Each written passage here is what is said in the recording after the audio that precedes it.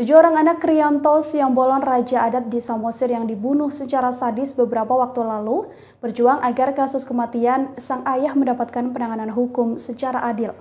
Ketujuh anak yang masih remaja dan bocah tersebut mendatangi Polda Sumut pada Senin 30 November 2020. Diketahui sang anak sepeninggal Riyanto Simbolon kini hidup mereka serba kesulitan.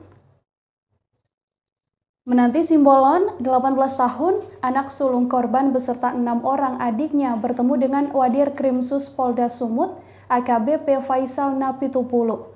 Saat masuk ke dalam ruangan, anak-anak korban langsung dipersilahkan masuk ke dalam ruangan. Menanti Simbolon mengungkapkan, ia dan sang adik berharap mendapatkan keadilan perkara kematian sang ayah. Menanti hingga kini terlihat masih trauma dan belum mau banyak berbicara. Dwi Sinaga bercerita kedatangan ke Polda Sumut untuk melaporkan kejanggalan yang terjadi dalam rekonstruksi pembunuhan Riyanto Simbolon yang digelar di Mapolres Samosir. Menurut Dwi Sinaga, Polres Samosir tidak lengkap memaparkan peran tersangka. Sementara itu, Wadir Krimsus Polda Sumut AKBP Faisal Napitupulu menyatakan terpukul atas kasus tersebut. Secara pribadi maupun kelembagaan, Faisal mengaku sangat berempati. Diketahui korban Riyanto Simbolon tewas diduga lantaran dihabisi para pelaku perkara persoalan tanah.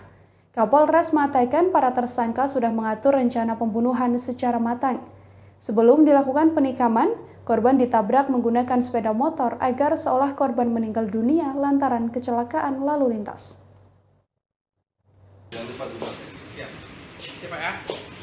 Di kehadiran kami bawa anak-anak di sini, sebenarnya sih bukan keinginan kita selaku PH, memang sini sudah di luar koridor hukum.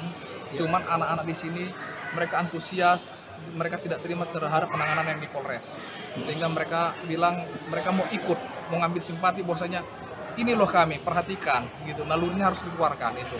Baru yang kedua, kita minta juga pihak Polda memproses perkara ini dengan jelas. Kita minta kalau bisa perkara ini ditarik ke Polda. Baru tadi seperti dijelaskan menanti, mungkin dia tidak bisa jelaskan secara detail kehidupan sehari-hari ya seperti itu. Mereka sekolah, ada juga yang nggak sekolah lagi, ada yang sampai sekolah sampai agak tua, baru sekecil. Paling pun kalau sehari-harinya namburunya, yang namburunya punya keluarga juga kan itu. Baru namburunya kan punya keterbatasan juga, sekali-sekali melihat. Yang pasti kegiatan ini mereka masih tinggal di rumah itu. Jadi harapan tadi selain itu juga, mintalah peran serta dari pemerintah. Kalau bantuan itu kan, bantuan ini sifatnya sementara. Mungkin saat ini kalau lagi viral, mungkin banyak yang simpati. Tapi kan masyarakat kan tidak selamanya memperhatikan mereka ini.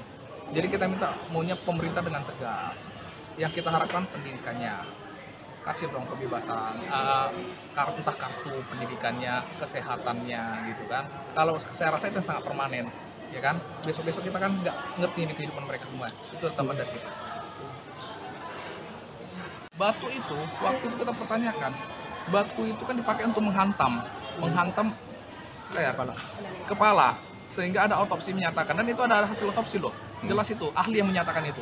Tapi ketika kita pertanyakan apa kata penyidik, itu karena jatuh, kok jadi lari gitu kan, baru luka tusukan waktu rekonstruksi 5, sementara dalam otopsi itu 11. 6 lagi kemana? Kan kita pertanyakan itu, masa tidak ada keterbukaan di sini? Makanya dari awal juga kami sudah curiga dalam arti gini, ketika undangan rekonstruksi kami banyak warga masyarakat menyatakan kenapa anak-anak dihadirkan.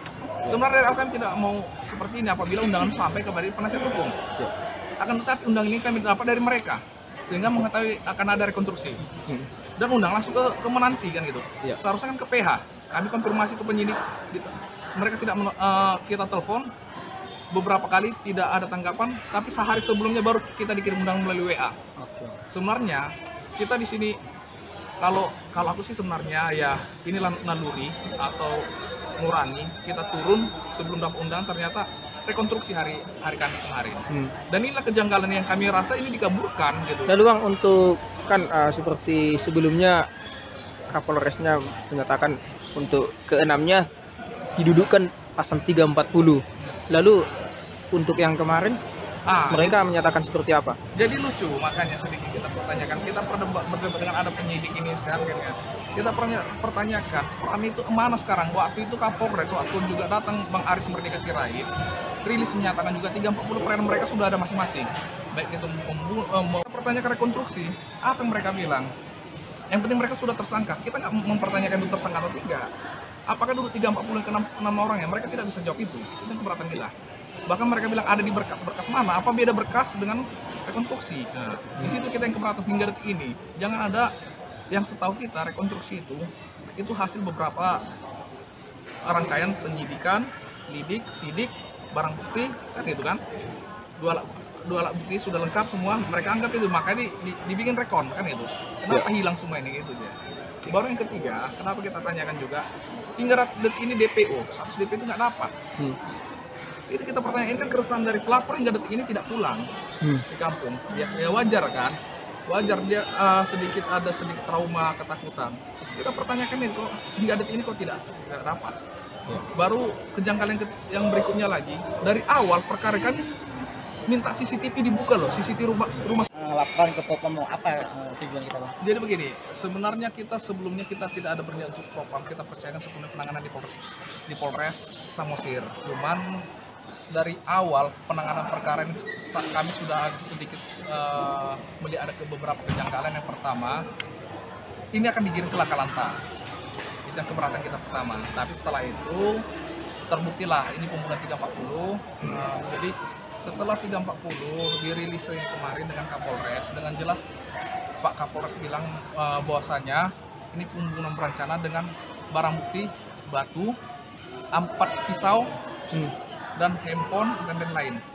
Jadi dan hasil otopsi menyatakan 11 tusukan dan 1 luka lebam. 11 tusukan, 5 di sini, sisanya di leher, ya kan? Jadi dari awal kita percaya kan itu.